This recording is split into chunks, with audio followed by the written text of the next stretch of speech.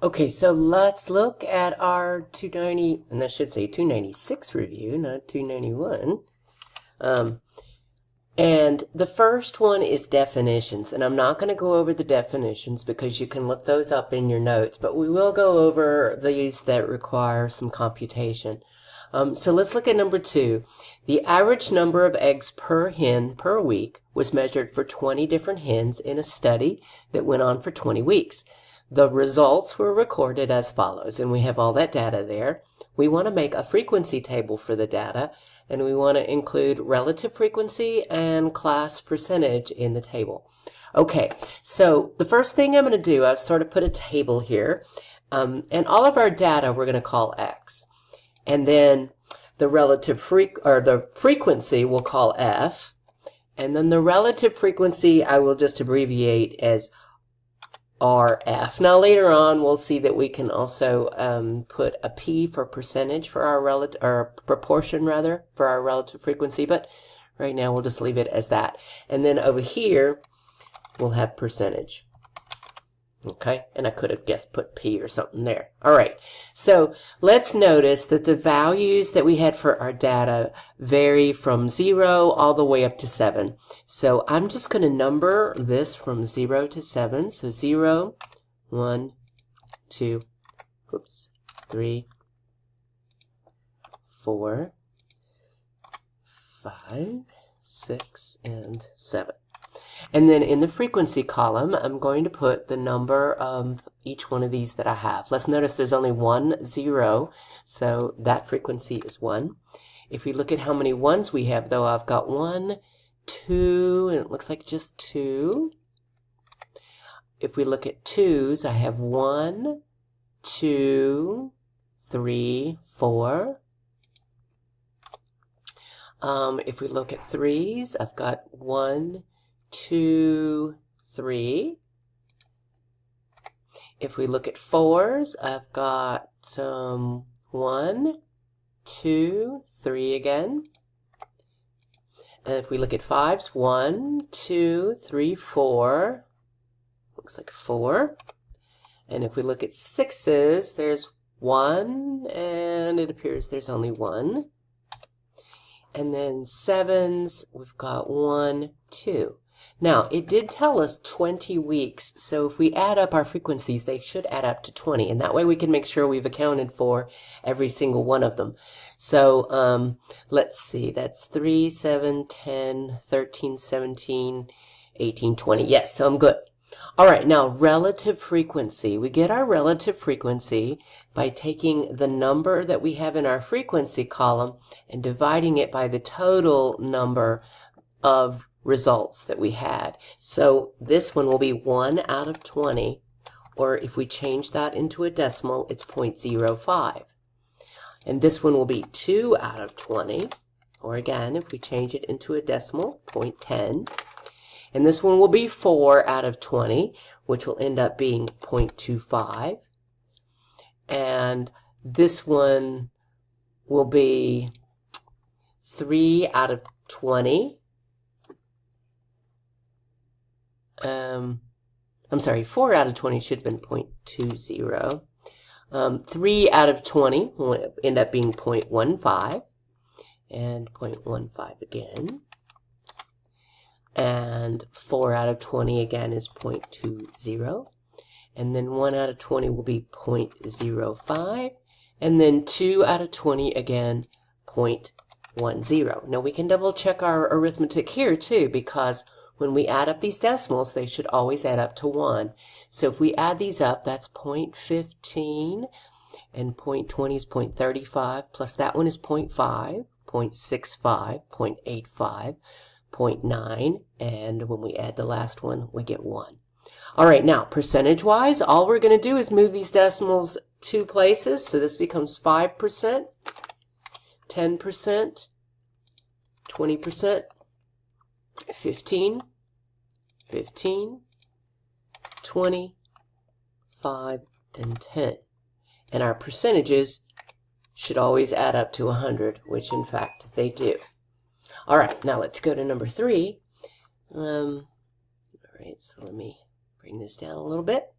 All right, so number 3, we want to identify the population and the sample. All right, so let me just pull that up a little bit so we have a little room. And I'm going to do that right underneath.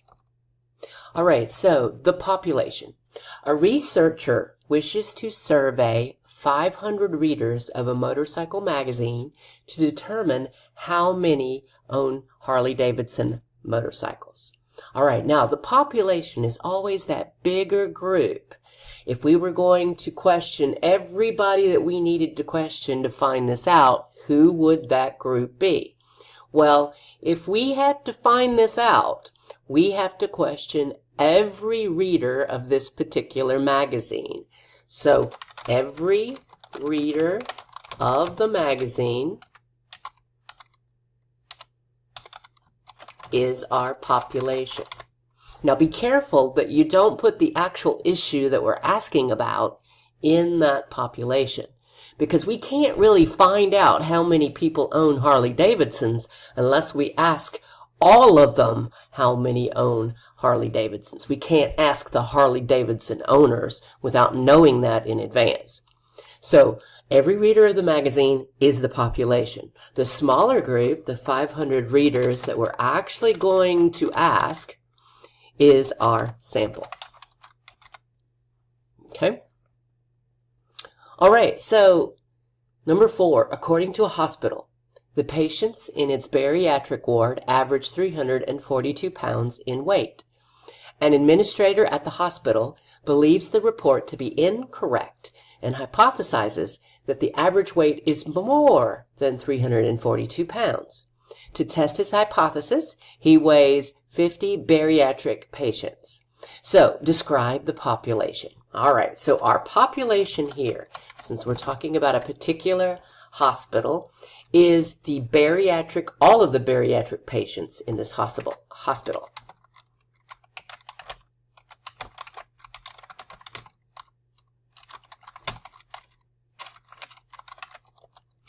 Okay, our variable that we're looking at is the average weight. All right, so average weight is our variable. Oops, I don't know why my C is turning into that, but all right. The sample is the 50 bariatric patients that he's going to weigh.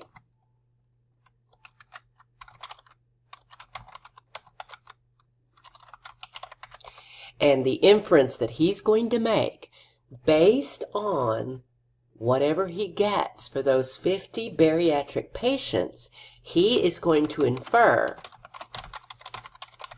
that all patients, or I should say all bariatric patients, because that's very important.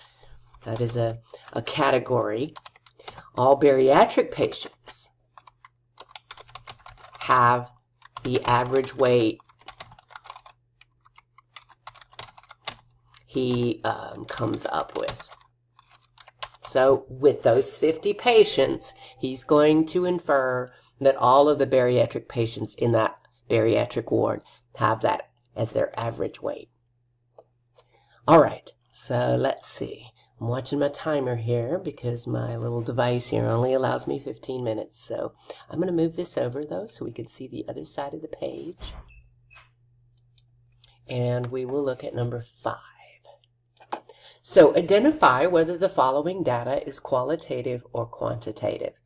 The college degree of 50 employees at a college. Now let's realize when we talk about a college degree, we're talking about an associate degree, a bachelor's degree, a master's degree, a PhD.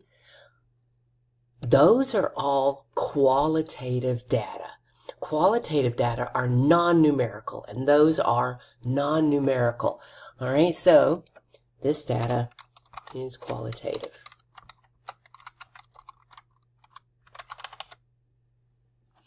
Now, if on the other hand we were looking at the number of people who have a bachelor's degree and the number of people who have a master's degree and the number of people who have an associate's degree, then it would become quantitative because we'd be dealing with numbers. All right, so let's look at 6. Identify whether the following study is a design. Oops, that should not be in here. Let's going to take that out of there. So just ignore number 6. We haven't talked about designed experiments and observed observational studies yet. So we'll take that out of there. All right, so number 7. A researcher wants to obtain information on how many faculty members use iPads at a given college. To obtain his sample, he surveys 300 faculty members who teach online classes. He poses the question, do you use an iPad to supplement your instruction? Discuss the problems that may exist in this study. Okay, so several things here. First of all, he is only surveying online faculty members. So that's not going to give him information about faculty members across the entire college, which won't tell him about faculty members across the college. And it's very important that these faculty members be chosen randomly. So there is no mention of him randomly choosing his faculty members. So the sample needs to be chosen randomly. Do you use an iPad to supplement your instruction? Well, if he wants to know how many faculty members use iPads, it might be that they use it for things other than instruction. So that's not necessarily going to give him the answer to that initial question. So he may need more a more broad spectrum of questions.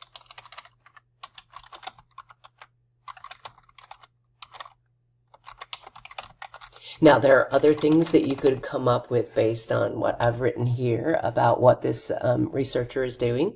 And so certainly if you come up with other reasons and other problems that might exist in the study, that's fine. Those are the 3 things that kind of stick out the most. Number 10.